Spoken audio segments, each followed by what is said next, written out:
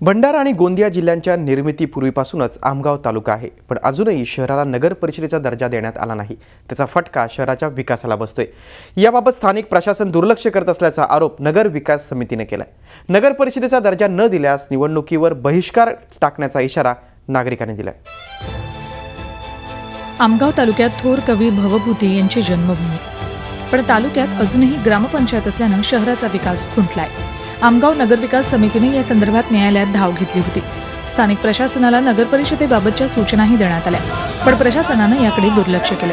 त्यामुळेच आता नगर परिषदेचा दर्जा न दिल्यास निवडणुकीवर बहिष्काराचा इशारा नागरिकांनी दिलाय। आमगाव येथील नागरिकांनी 2012 पासून आमगाव ग्रामपंचायतला आमगाव नगर परिषदेचा दर्जा मिळावा म्हणून शासनाकडे मागणी केली आहे आणि नगर परिषदेचा मागणी करताना अनेक ग्रामपंचायतींनी नगर परिषद व्हावी यासाठी शासनाकडे ग्रामसभेच्या माध्यमातून ठराव पारित केला आहे आणि शासनाकडे पाठवलेला आहे। आम्हाला घराची काही म्हणजे आमच्या बोलाचा म्हणजे काही त्याला ह्या नाही आहे आणि वरतून आम्हाला आमच्या घराच्या मागे मध्ये नाली आहे, ते काही साफ नाही आहे।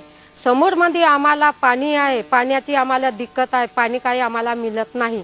आम्ही बहु लई दूर जाऊन राहिलो पाण्याला, पण पाणी आम्हाला काय भेटत नाही।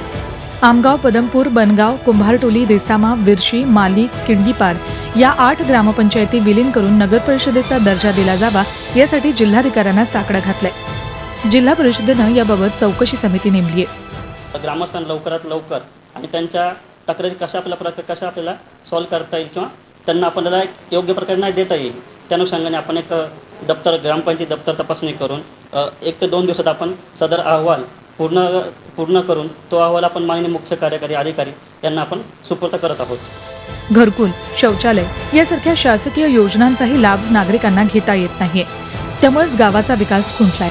आता लवकरात लवकर ग्रामपंचायतीला नगर परिषदेचा दर्जा द्यावा आणि शहराचा विकास करावा अशी मागणी केली जाते।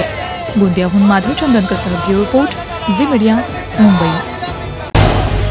झी 24 तास रहा एक पाऊल पुढे।